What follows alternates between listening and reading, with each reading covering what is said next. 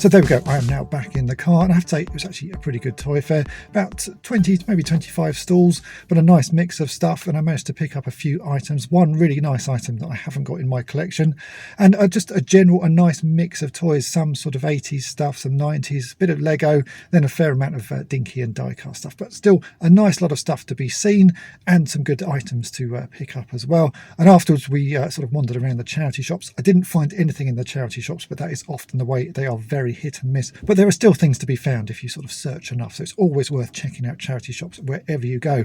But let's head on back to toy-polloi and I'll show you what I picked up.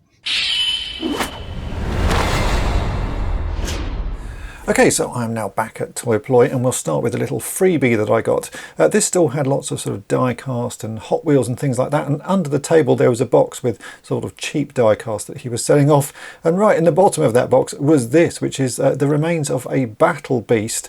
And I actually remember as a child I bought one packet of Battle Beasts. I had the one which had the Deerstalker in. I can't remember what the other character was, and I've been sort of thinking about getting that very figure again. So when I saw this, I just thought, oh, I might as well grab it, even though it's missing an arm.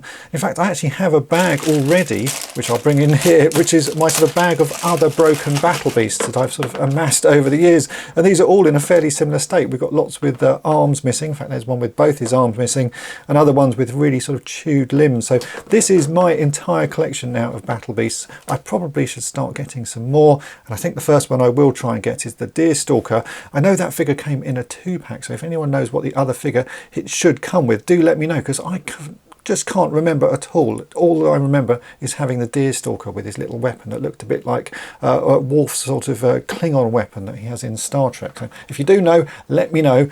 But yeah, in the meantime, this was the new figure that I found with one arm missing, and a very kind gift from that stall holder. Next up, we have the big thing that I bought that day. I only bought one big thing, and that was this. And this is a 12-inch Kenner C-3PO from Star Wars. This was on James's stall. He goes by the name of the Car Boot Collector. I saw it in the back, and I said to him, how much does he want for it? And he wanted only £30. I thought that was an absolutely bargain sort of price, really. It's got a fair amount of wear to the sort of gold chrome. You can see it's missing quite a bit on the head, and there's lots of sort of pitting and that on the back of the figure.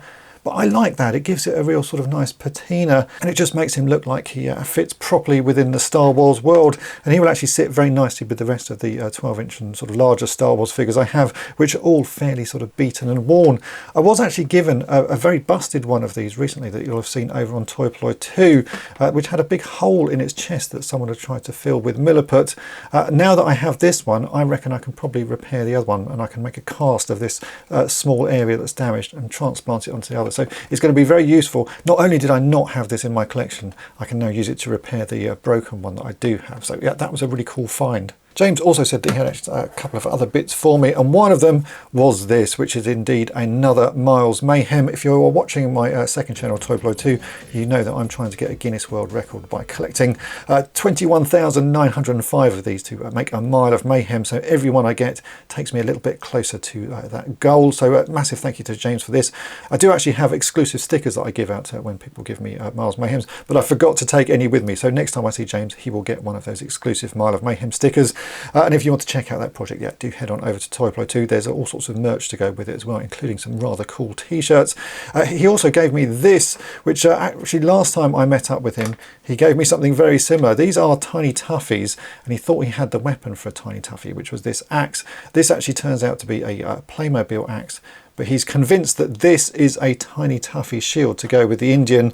I'm going to have to do some research on it. It does look a sort of right sort of type of plastic and that, and the right sort of style, but I actually don't know what accessories came with these figures. Even though I collect them, they are so sort of obscure, there's not a great deal of information, but he thinks that this should go with this figure. The little handle on the back is a bit broken, but I'm sure there's enough there that we can sort of get him to hold it roughly. So there we go. That possibly is the correct shield to go with this Tiny Toughie. Again, if anyone knows, do leave a comment below. Otherwise, that was it for the things that I picked up. It's not a huge toy fair, as I said. There's possibly about 20 stalls. I did walk around the town afterwards, and there were a lot of sort of charity shops there, and some weird things in those charity shops. My friend Michael, who I was with, managed to pick up some Dick Tracy figures, but I didn't find anything that I particularly wanted. So this was all I got at the fair, but I'm really pleased with it. It's always nice to find something. I'm especially pleased to get the 12-inch C-3PO, and I thought the little Battle little beast was a nice find, and as I say, a massive thank you to the stall holder who gave that to me. If you've enjoyed this video, then make sure to hit the subscribe button and tap the bell to be notified each time I upload a new video. And if you've really enjoyed it and want to help me out here at toy-polloi, then why not think about becoming a Patreon of the channel. You get early access to all of my restoration videos, plus access to an exclusive video series called On the Cutting Mat, where you'll see projects and restorations that you won't see anywhere else. So have a think about that, and thanks for watching. Thanks for watching toy-polloi. Subscribe for more great videos.